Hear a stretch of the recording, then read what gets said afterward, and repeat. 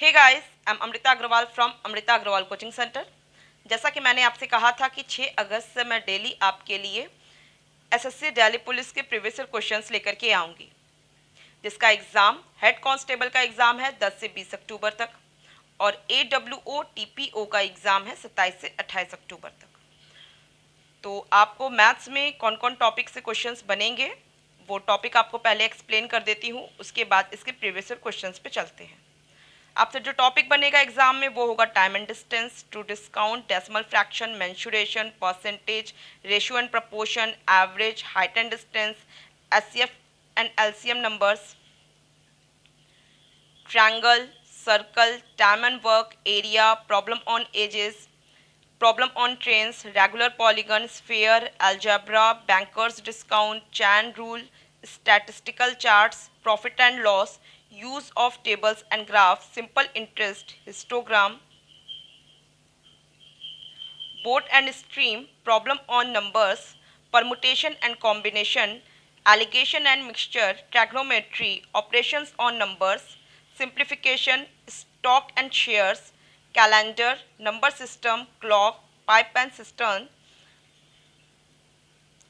Partnership, fundamental arithmetic operations, logarithm, compound interest, volume and surface area. तो ये सारे topics आपसे पूछे जाएंगे, इस पे बेस्ड क्वेश्चंस पूछे जाएंगे, जिसमें अभी मैं जो कवर करूंगी आप सबकी डिमांड के अकॉर्डिंग। आप लोगों ने कहा था कि आप सब लोगों को, मैक्सिमम स्टूडेंट्स ने कहा था कि उनको एडवांस में थोड़ी प्रॉब्लम है, मीन्स मेंसुरेशन के टॉपिक्स जो हो गए उस पर प्रॉब्लम है, जिसमें मैं मेंसुरेशन अभी कवर कर रही हूँ प्रीवियस ईयर क्वेश्चन में। उसके बाद यहाँ इधर मेंसुरेशन हो गया, इधर क्या कवर होगा, ट्रायंगल, सर्कल कवर हो जाएगा, एरिया कवर हो जाएगा, रेगुलर पॉलीगन भी कवर हो जाएगा, स्फेयर हो जाएगा, और chain rule, banker, statistical use of table, simple, हाँ।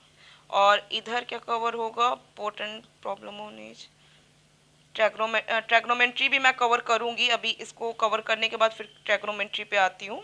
ऑपरेशन और number, simplification, stock share, calendar, number system, clocks, pipe and system, partnership, fundamental, compound, volume, surface area, volume and surface area. तो अभी मैं इसको cover करूंगी, उसके बाद मैं फिर इसके अर्थमेटिक, अलजेब्रा, इस पे जाऊंगी।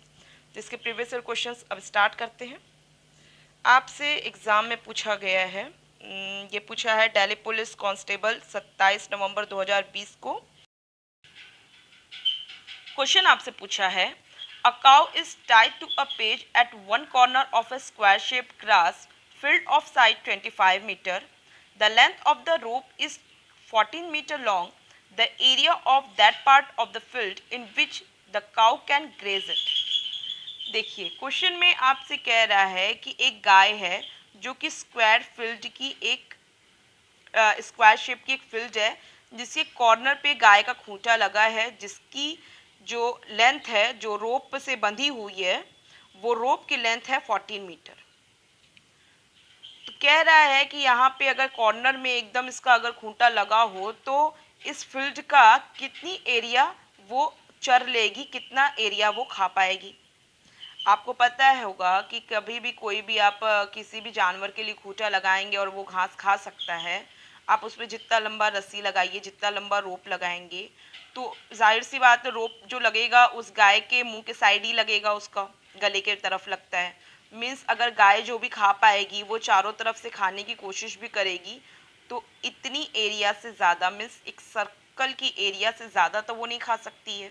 इसके बाहर फील्ड में जितना भी घास होगा वो नहीं ले पाएगी। इसका मतलब क्या है कि ये जो स्क्वायर शेप की फील्ड है, इसके कॉर्नर पे जो गाय बंधी हुई है, ये गाय जो घास खा पाएगी, इसकी रोप अगर 14 मीटर है तो ये 14 मीटर का ये क्या, यहीं तक ही वो चल पाएगी, इसके बाहर वो कहीं नहीं जा पाएगी। क्योंकि स्क्वायर शेप की फील्ड है तो हम मान के चलते हैं कि यहाँ दीवार बनी हुई है, जिससे कि वो इसके बाहर जा भी नहीं सकती और इसके बाहर के बारे में कुछ पूछा भी नहीं। स्क्वायर शेप की फील्ड है तो जाहिर सी बात है ये 90 डिग्री यहाँ पे होगा। इसका मतलब आप जनरली जानते हैं कि अगर खूंटे से गाय को बांध दिया जाए और उसको किसी रस्सी से बांधा जाए तो एक सर्कल बनाएगी, और इस सर्कल के अंदर ही जितना मैक्सिमम घास खा सकती है खाएगी, उसके बाहर नहीं खाएगी। आप देख रहे हैं यही खूंटा लगा हुआ है और ये 90 डिग्री बन रहा है, तो ये कितना पार्ट खा पा रही है, इस सर्कल का फोर्थ पार्ट खा पा रही है, मीन्स क्वार्टर पार्ट है। तो इसका मतलब कि ये जो 14 जो भी आपको 14 मीटर जो लेंथ है रोप की, इस 14 मीटर का से जो एक सर्कल बनता है, मीन्स पाई आर स्क्वायर की हेल्प से जो सर्कल की एरिया बनेगी, उसका फोर्थ पार्ट ही ये गाय इस फील्ड में से घास को खा सकती है। क्लियर है? दूसरी बात ये है कि जो इसने बोला कि स्क्वायर शेप की फील्ड है जिसकी लेंथ 25 मीटर है, उसकी कोई मीनिंग नहीं है। आप कितनी भी बड़ी फील्ड बना दीजिए, उससे क्या लेना देना है, गाय को तो बस इतना ही मिलेगा घास, तो इससे ज़्यादा तो वो खा नहीं सकती है। इसका तो तब मतलब होता जब आपसे पूछता कि बची हुई घास और खाई हुई घास का क्या फ्रैक्शन है, उसका रेशियो कुछ पूछा होता, तो इसकी लेंथ का कोई मतलब भी होता। बाकी स्क्वायर शेप की फील्ड है, दैट्स इट, उससे ज़्यादा कुछ जानने की या कुछ बताने की ज़रूरत नहीं थी। तो ये आपको घुमाने के लिए ये एक एडिशनल उसने साइड बताया है, तो उस पर आप फंसीएगा मत। बाकी आपको बस करना क्या है, आपको पाई आर स्क्वायर अपॉन 4 करना है। आपको रेडियस दिया हुआ है 14, तो आप क्या करेंगे, 22/7 इंटू 14 इंटू 14 अपॉन 4 कर देंगे, सॉल्यूशन कर देंगे उसका, दैट्स इट। तो चलिए स्टार्ट करते हैं। क्या करना है, 1/4 इंटू 22/7 इंटू 14 इंटू 14 कर देना, क्योंकि इकट्ठी करना है तो क्या फालतू में 14 का स्क्वायर लिख के फ़ायदा। तो 7 2 ज़ा 14, 2 2 ज़ा 4, 2 से ये गया 11, 11 को 14 से मल्टीप्लाई करेंगे तो आपको क्या मिलेगा, आपको मिलेगा 154। 154 कहाँ आ रहा है, ऑप्शन सेकंड। सिंपल क्वेश्चन था, कुछ नहीं था, बस यहाँ पे आपको घुमाया रहा, और आई होप आप सबको आ भी रहा होगा ये क्वेश्चन। सिंपल, काफ़ी सिंपल क्वेश्चन है। आपको फिर भी अगर कोई डाउट होता है तो आप मुझे कमेंट बॉक्स में दीजिएगा। तो नेक्स्ट क्वेश्चन पे चलते हैं। क्वेश्चन है ये भी आपसे जो क्वेश्चन पूछा है, दिल्ली पुलिस कांस्टेबल 27 नवंबर 2020 की शिफ्ट फर्स्ट में पूछा गया ये क्वेश्चन है। तो क्वेश्चन है, a solid piece of iron in the form of a cuboid of dimensions 24.5 centimeter, 16.5 centimeter and 12 centimeter is melted to form a solid sphere. What is the radius of the sphere? Generally यहाँ multiply बना होता है, but उसको कोई फ़र्क नहीं पड़ता है, यहाँ लेंथ ब्रेथ हाइट को इंडिकेट कर रहा है। ठीक है, ये लेंथ हो गया, ये ब्रेथ हो गया, और ये हो गया हाइट क्यूबॉइड की। कह रहा है कि ये सॉलिड आयरन का ये क्यूबॉइड शेप का है, और जिसको मेल्ट किया गया है और मेल्ट करके स्फेयर बनाया गया, ये आपका यहाँ से स्फेयर बन गया। तो कह रहा है what is the radius of sphere. तो जाहिर सी बात है, आप कोई भी चीज़ को अगर मेल्ट करके, एक शेप को मेल्ट करके आप दूसरा शेप बनाते हैं, तो आप उसके वॉल्यूम का इस्तेमाल कर रहे हैं। वॉल्यूम वहाँ पे कोई चेंज नहीं होता है, मतलब अगर जो वेस्टेज भी होगा तो आप वहाँ पे उसको नेग्लिजिबल मान के चलिए, उस पर आप ध्यान मत दीजिए। बस आप एक बात फिक्स मान के चलिए कि कोई भी चीज़ अगर मेल्ट की जाती है तो मेल्ट करने पे जिस वॉल्यूम का वो है पुराना, उसी वॉल्यूम में ही वो मेल्ट होकर के फाइनल बनेगी।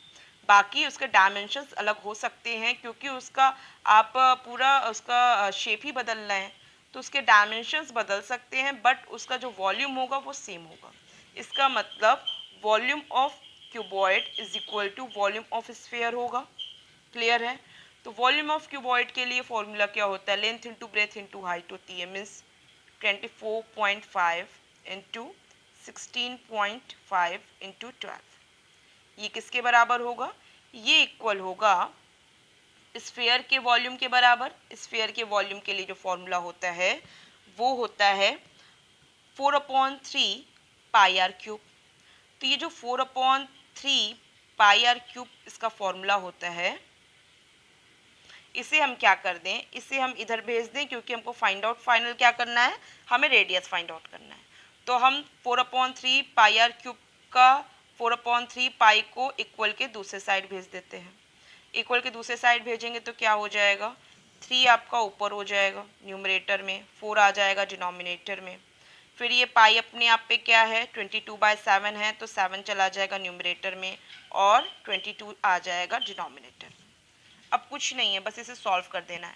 डेसिमल को रिमूव करने के लिए मैं क्या कर देती हूँ, 100 से नीचे मल्टीप्लाई कर देती हूँ। अब बस इसका कैलकुलेशन करना है, दैट्स इट। आपको क्या दिख रहा है, ये 22 है, 11 से काटें तो 2 टाइम्स जाएगा, और ये 1 टाइम्स जाएगा, फिर 5 टाइम्स जाएगा। ठीक है, अब यहाँ पे किससे 4 3 ज़ा 12, ये 3 टाइम्स चला गया। अब इसके बाद क्या कर देते हैं, 5 का इससे कर देते हैं, 5 3 ज़ा 15 और 5 का 100 में जब करेंगे डिवाइड तो क्या मिल जाएगा, 20 मिलेगा। यहाँ इधर 3 आया, इधर देखिए 3 आया, इधर 3 आया, 3 जगह पे यहाँ पे 3 है और यहाँ पे वो 245 है, इसे फिर से 5 से कट लगाते हैं। तो 5 से कट करेंगे तो क्या हो जाएगा, 5 4 ज़ा 20, ये 4 हो गया और 5 4 ज़ा 20 और 5 9 ज़ा 45, तो यहाँ 49 हो गया। आपको ओवरऑल क्या हो मिला है, आपको ऊपर न्यूमरेटर में 49 3 ये 3 ये 3 एंड 7 मिला है, डिनोमिनेटर में 2 एंड 4 मिला है। तो आप समझ रहे हैं कि 49 क्या है, 7 का स्क्वायर है और यहाँ पे 7 एक्स्ट्रा मल्टीप्लिकेशन के फॉर्म पे है, इसका मतलब आपको क्या मिला, 7 का क्यूब मिला। उसके बाद आपको 3 का क्यूब मिला है, 3 का क्यूब मिला है, 7 का क्यूब मिला है, डिनोमिनेटर में 2 इंटू 4 है, मीन्स 2 का क्यूब मिला है, तो डिनोमिनेटर में आपको 2 का क्यूब मिल गया। मैं डायरेक्ट 7 इंटू 3/2 इसलिए लिख रही हूँ क्योंकि ये क्या है, ये रेडियस क्यूब की वैल्यू मिली है ना, तो जब ये रेडियस क्यूब की वैल्यू सब क्यूब के फॉर्म पे है तो इसका मतलब रेडियस इज इक्वल टू क्या हो जाएगा, रेडियस इज इक्वल टू हो जाएगा 7 इंटू 3/2। 7 इंटू 3 क्या होता है, 21 होता है। 21 को 2 से डिवाइड करेंगे तो मुझे क्या मिलेगा, 10.5 मिलेगा। बहुत ही सिंपल क्वेश्चन है। आई होप आप सबको क्लियर है। किसी को कोई भी डाउट हो तो आप मुझे कमेंट बॉक्स में दीजिएगा। एक चीज़ बस आपको एक ही चीज़ दिमाग में रखनी है कि कोई भी सॉलिड का कोई भी आपको कोई भी शेप का सॉलिड हो, अगर आप उसको मेल्ट कर रहे हैं और कुछ उसको नया शेप दे रहे हैं तो जो चीज़ नहीं बदलती है वो है उसका वॉल्यूम। बस बाकी कोई चीज़ पे आपको ध्यान नहीं देना है, बस एक चीज़ आप फिक्स दिमाग में रखेंगे तो आप कभी भी इस टाइप के क्वेश्चन पे प्रॉब्लम नहीं होगी।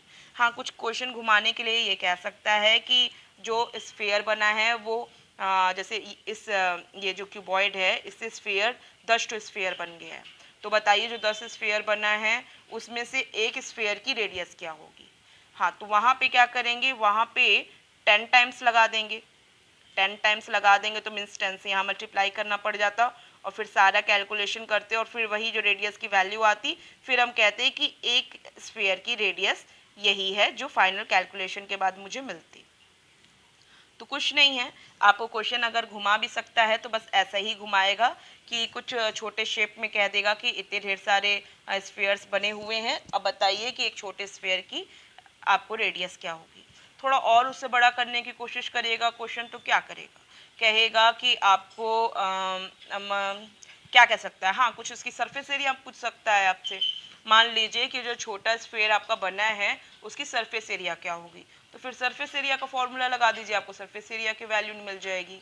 और बाकी आपसे ये भी पूछ सकता है कि उसको पेंट करने का खर्च, स्फेयर को पेंट करने का खर्च कितना आएगा, जबकि पर ये सेंटीमीटर, हाँ पर सेंटीमीटर स्क्वायर का खर्चा 0.5 रुपीज़ होता हो तो फिर वही है, आप इसकी सरफेस एरिया निकालिए और फिर उसके बाद सरफेस एरिया निकाल करके आप जो 0.5 रुपीज़ ऐसा कुछ भी दिया होगा रुपीज़, आप उसे मल्टीप्लाई कर दीजिएगा, आपको पूरा खर्चा मिल जाएगा।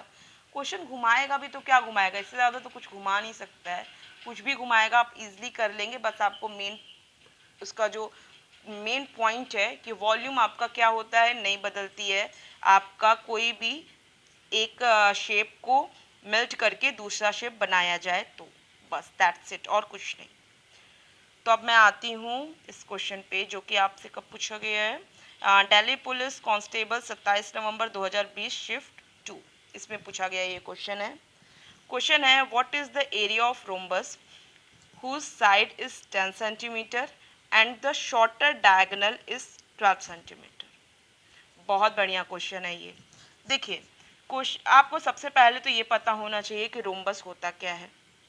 रोम्बस मीन्स समचतुर्भुज जिसके जो चारों साइड्स होते हैं आपस में होते हैं एक,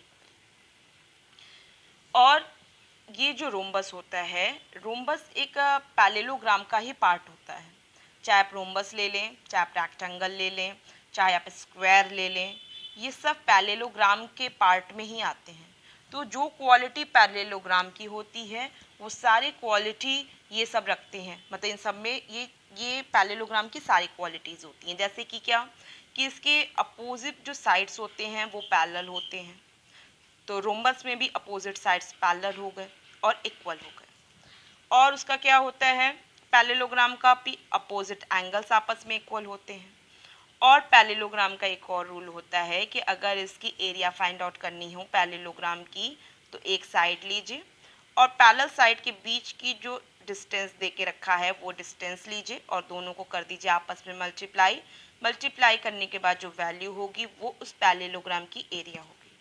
तो मान लीजिए इस रोम्बस के लिए भी आपको ये साइड तो दे के रखा ही है, साथ में आपको दूसरा डायगोनल की लेंथ देने के बजाय कह देता कि दोनों साइड के बीच की लेंथ इतनी है, तब आपको कुछ नहीं करना था, बस इसको आपस में मल्टीप्लाई कर देते और आपको इसकी एरिया फाइंड आउट हो जाती।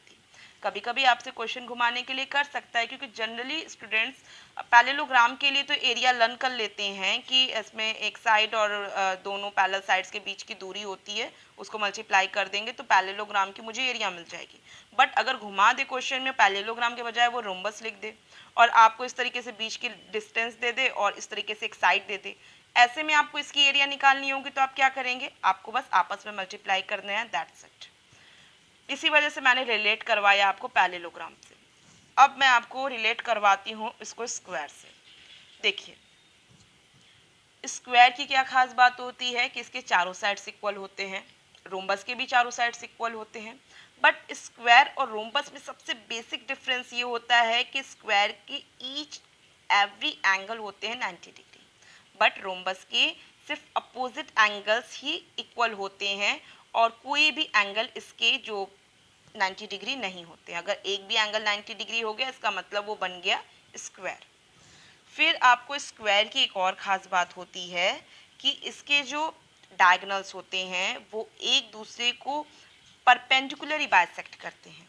जैसे कि पैरेललोग्राम के जो डायगोनल्स होते हैं वो एक दूसरे को बाइसेक्ट करते हैं, मीन्स इक्वल, ये साइड यहाँ से यहाँ तक की लेंथ इज इक्वल टू यहाँ से यहाँ तक की लेंथ, एंड ये लेंथ इज इक्वल टू ये लेंथ की होगी। यही क्वालिटी रेक्टेंगल की भी है, बट पैरेललोग्राम और रेक्टेंगल के जो एंगल्स होते हैं, ये मतलब इन जो डायगोनल से जो कट लगता है, ये जो एंगल मिलते हैं वो परपेंडिकुलर नहीं होते। अगर परपेंडिकुलर हो गए तो इसका मतलब या तो वो स्क्वायर है या तो वो रोम्बस है, क्योंकि स्क्वायर और रोम्बस ही ऐसा केस है जहाँ पे ये जो डायगोनल्स होते हैं वो एक दूसरे को परपेंडिकुलरली बाइसेक्ट करते हैं। और स्क्वायर के जो डायगोनल्स होते हैं वो दोनों आपस में इक्वल होते हैं और जो रोम्बस के जो डायगोनल्स होते हैं वो दोनों आपस में इक्वल नहीं होते। क्लियर है? इतने बस छोटे से बेसिक डिफरेंस होता है और कोई डिफरेंस नहीं होता है। अब मैं आती हूँ, थोड़ा सा आपको अगर दिमाग में क्वेश्चन है, what is the area of rhombus whose side is 10 centimetre and shorter diagonal is 12 centimetre. आपसे रोम्बस की एरिया पूछ रहा है जिसकी एक साइड 10 सेंटीमीटर है और जिसका शॉर्टर डायगोनल है 12 सेंटीमीटर का। रोम्बस के बारे में बता दूं तो रोम्बस उस एक ऐसा क्वाड्रिलेटरल है जिसके सभी साइड्स होते हैं आपस में इक्वल, जिसके जो डायगोनल्स होते हैं वो होते हैं एक दूसरे को परपेंडिकुलरली बाइसेक्ट करते हैं।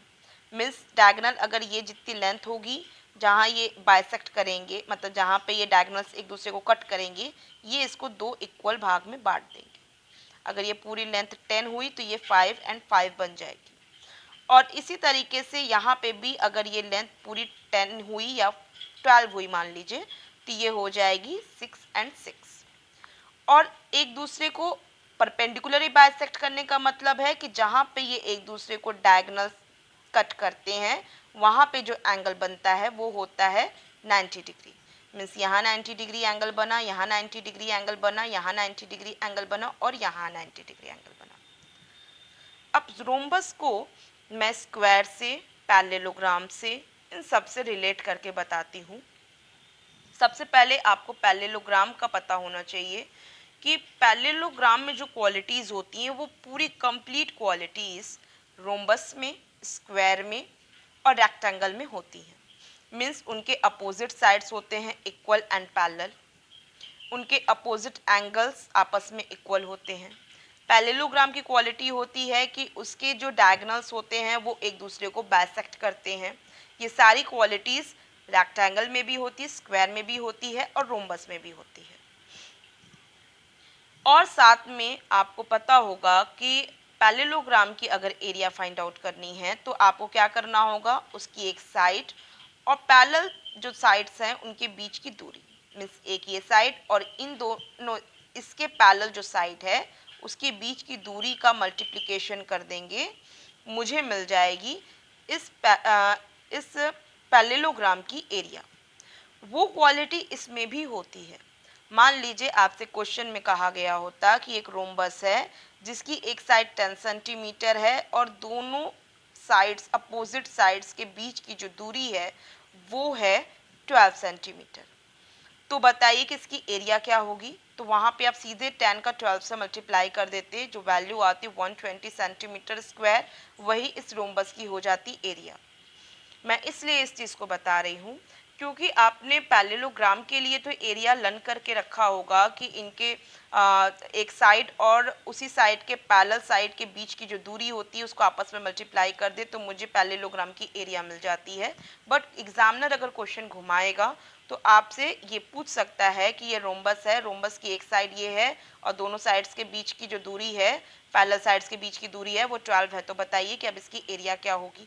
क्योंकि अगर आपने लर्न करके नहीं रखा है, ये बात आपके दिमाग में फिट नहीं है कि रोम्बस भी अपने आप में पैरेललोग्राम है, तो आप ये फॉर्मूला अप्लाई नहीं कर पाएंगे और वैल्यू फाइंड आउट कर नहीं पाएंगे। तो इस वजह से मैंने ये चीज़ क्लैरिफाई की। दूसरा मुझे क्लैरिफाई करने का रीज़न ये था कि मुझे आपको इस रोम्बस को रिलेट करना है स्क्वायर से। जिस तरीके से पैरेललोग्राम का ये पार्ट स्क्वायर भी होता है और रोम्बस भी होता है और रेक्टेंगल भी होता है, तो उस तरीके से इस रोम्बस को और स्क्वायर को आपस में मैं रिलेट करके आपको बताना चाहती रही कि कई फॉर्मूले जो हैं वो एक दूसरे के यहाँ पे इक्वल भी होंगे और जो डिफरेंसेस होंगे वो क्यों डिफरेंसेस होंगे, इसके बेसिक पॉइंट्स आपको क्लियर हो जाएंगे। तो आज के बाद मैं समझती हूँ कि आपको इस टाइप की कोई भी क्वेश्चन हो, सिर्फ रोम्बस ही क्यों, स्क्वायर पैरेललोग्राम पे भी अगर कोई क्वेश्चन घुमाएगा तो आपको कोई प्रॉब्लम नहीं होगी। तो देखिए, स्क्वायर शेप और रोम्बस के शेप में डिफरेंस बस यही होता है कि देखिए कि इनके जो एंगल्स होते हैं, ईच एंड एवरी एंगल, जो प्रत्येक कोण है स्क्वायर के होते हैं 90 डिग्री और रोम्बस में ये कंडीशन फॉलो नहीं करती है। रोम्बस के अपोजिट एंगल्स तो पैरेललोग्राम की तरह आपस में इक्वल होंगे, बट इसके जो एंगल्स हैं कोई भी एंगल आपका 90 डिग्री नहीं होगा। क्लियर है? अगर 90 डिग्री एक भी एंगल हो जाता है तो इसका मतलब है कि वो स्क्वायर है, रोम्बस नहीं है। और इसके बाद कुछ सिमिलैरिटी भी है। सिमिलैरिटी ये है कि ये जो यहाँ पे मैंने इसके पैरेललोग्राम के डायगोनल्स के बारे में बताया था कि पैरेललोग्राम के जो डायगोनल्स होते हैं वो एक दूसरे को बाइसेक्ट करते हैं, इक्वली बाइसेक्ट करते हैं, मीन्स ये साइड इसके इक्वल है और ये साइड इसके इक्वल है। और ये चीज़ रेक्टेंगल में भी होती है कि रेक्टेंगल के भी जो डायगोनल्स होते हैं एक दूसरे को इक्वली बाइसेक्ट करते हैं, मीन्स ये साइड इसके equal and this side is equal to this side. But angles जो होते हैं ना, जो यहाँ पे ये एंगल बनते हैं वो सिर्फ रोम्बस और स्क्वायर के केस में ही परपेंडिकुलर होते हैं, अदरवाइज रेक्टेंगल के केस में और पैरेललोग्राम के केस में रेक्टेंगल नहीं होते हैं। क्लियर है? तो ये क्वालिटी सिर्फ स्क्वायर के केस में बनती है कि ये रेक्टेंगल हुआ, और यहाँ बनती है रोम्बस के केस में कि ये 90 डिग्री परपेंडिकुलर हुआ। क्लियर है? अब कुछ यहाँ पे अगर आपको दिमाग में चीज़ें बैठानी है, जैसे कुछ कन्फ्यूज़न क्रिएट हो फॉर्मूले में या बाकी सारी चीज़ों में, तो आप दिमाग में ऐसे बैठा सकते हैं कि कोई भी फ्रेम अगर स्क्वायर शेप का है और अगर उसे टेढ़ा कर दिया जाए किसी भी तरीके से, मीन्स वो लूज पड़ गया है लेकिन बट उसकी साइज़ मतलब सही है, इक्वल ही है, तो ऐसे में साइज तो मतलब ये इसके सब साइड्स तो आपस में इक्वल हो गए, बट टेढ़ा होने की वजह से ये एक डायगोनल क्या हो जाएगा, लंबा, और एक डायगोनल हो जाएगा छोटा। लेकिन जो स्क्वायर है इनके डायगोनल्स होते हैं आपस में इक्वल, एक दूसरे को बाइसेक्ट करेंगे परपेंडिकुलरली ये दोनों ही। एंगल्स यहाँ पे जो होंगे सम ऑफ कोइंटीरियर एंगल तो 180 डिग्री होंगे, बट प्रत्येक एंगल जो होंगे वो 90 डिग्री नहीं होंगे, रोम्बस में और स्क्वायर में होंगे। यहाँ पे आपको एक और बात ध्यान देनी होगी कि इसकी एरिया निकालनी हो अगर with the help of diagonal, अगर आपको रोम्बस की एरिया डायगोनल की हेल्प से निकालनी है तो उसके लिए फॉर्मूला होता है d1 इंटू d2/2। और स्क्वायर के केस में क्योंकि दोनों डायगोनल्स आपस में इक्वल होते हैं, इस वजह से उसकी एरिया के लिए जो फॉर्मूला बनता है वो होता है d²/2। यहाँ आपको कोई कन्फ्यूज़न नहीं होगी। साथ में मैं आपको थोड़ा इसका फॉर्मूला जनरेट करके बता देती हूँ कि d1 इंटू d2/2 हुआ क्यों रोम्बस में। देखिए यहाँ पे आप ध्यान दीजिए, आपको ये क्वेश्चन पे ही मैं दिखाती हूँ। क्वेश्चन में यहाँ पे बोला क्या है कि जो शॉर्टर डिस्टेंस है, जो डायगोनल है वो क्या है, शॉर्टर डायगोनल जो है 12 सेंटीमीटर, मीन्स ये 12 सेंटीमीटर है। क्योंकि ये बाइसेक्ट करेंगे डायगोनल्स तो ये दूरी कितनी हो गई, ये दूरी हो गई 6 सेंटीमीटर। किसी को कोई डाउट नहीं होगा।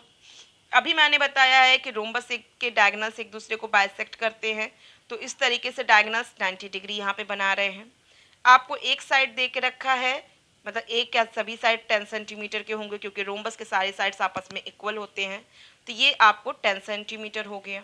अब देखिए इस तरीके से ये कैसा शेप बन रहा है, ये एक ट्रायंगल बन रहा है जो कि राइट एंगल ट्रायंगल है। अब राइट एंगल ट्रायंगल है तो इसके लिए एरिया क्या होती है 1/2 into base into height. Means अगर आपको इसके एरिया फाइंड आउट करनी है तो आपको क्या करना होगा, आपको ये बेस पता होना चाहिए क्योंकि यहाँ पे हाइपोटेनस है, राइट एंगल ट्रायंगल के लिए 10 हाइपोटेनस है, बेस तो है नहीं। इसके लिए आपको क्या करना पड़ेगा, आपको पाइथागोरस थ्योरम अप्लाई करना होगा। यहाँ मैं देख रही हूँ एक साइड 6 है एक 10 है, तो यहाँ पे आप पाइथागोरियन ट्रिपलेट्स अप्लाई करिए, इजीली अप्लाई करिए, आपको वैल्यू मिल जाएगी। देख रहे हैं आपको पाइथागोरियन ट्रिपलेट्स 3, 4, 5 होता है, जिसमें 5 सबसे बड़ी लेंथ होती है, मीन्स हाइपोटेनस होता है। तो ये क्या है 5 का डबल 10 और ये क्या है 6, 3 का डबल 6। इसका मतलब ये लेंथ क्या हो जाएगी, ये 4 का डबल 8 हो जाएगी, मीन्स यहाँ से यहाँ तक की दूरी हो गई 8। इसकी एरिया फाइंड आउट करनी हो तो क्या हो जाएगा 1/2 इंटू बेस हो गया 8 और हाइट हो गई क्या 6, ये आपको मिलेगा 2 4 8 और इसकी हो गई 24 इसकी एरिया। अब आप एक बात ध्यान दीजिए कि ये जो 6 और 8 आया है वही 6 और वही 8 यहाँ भी है, मीन्स ये एरिया इस एरिया के बराबर। इसका मतलब इसका हाफ निकालना हो, इस रोम्बस की हाफ एरिया निकालनी हो तो क्या करना होगा, इस एरिया को डबल कर देना होगा।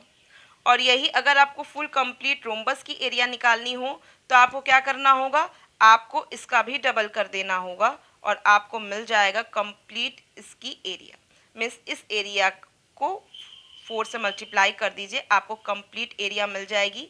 किसी एक की भी एरिया अगर कभी मान लीजिए आपसे पूछे तो आप सीधे इसको 4 से डिवाइड कर दीजिएगा कंप्लीट एरिया से, आपको किसी एक यहाँ पे जो ट्रायंगल फॉर्म होगा उसकी एरिया फाइंड आउट हो जाएगी। तो यहाँ पे इसकी एरिया क्या हो गई, इसकी एरिया हो गई 2 2 4, 4 को 24 से मल्टीप्लाई करेंगे तो मुझे मिल जाएगा 96 इसकी एरिया हो गई। ये तो काफ़ी बेसिक तरीके से मैंने बताया, बट मुझे क्या करना है, मुझे फॉर्मूले के थ्रू इसकी वैल्यू फाइंड आउट करना है क्योंकि आपके पास एग्जाम में इतना टाइम नहीं होगा कि आप इस तरीके से वैल्यू फाइंड आउट करते रहें। आप चाहें तो कर सकते हैं, उसमें भी कुछ है नहीं, बट आपको फॉर्मूला यहाँ पे जनरेट करना हो तो आप क्या करेंगे, यहाँ पे आप देख रहे थे ये 8 आपको मिला था और ये आपको क्या मिला था 6 मिला था, और यहाँ पे ये 8 क्या है, ये 16 का हाफ है। मीन्स अगर पूरा कंप्लीट डायगोनल देखेंगे तो क्या हो जाएगा 16, ये आपको D2 हो जाएगा और D1 आपको क्या दे करके रखा है, आपको ये D1 दे करके रखा है 12। मीन्स 6 क्या है उसका भी हाफ है, तो यहाँ पे ये जो लेंथ हो जाएगी वो हो जाएगी 12 और आप क्या कर देंगे, इसको कर देंगे 2 से डिवाइड और जो वैल्यू मिलेगी वही वैल्यू होगी 96 जो कि ये है।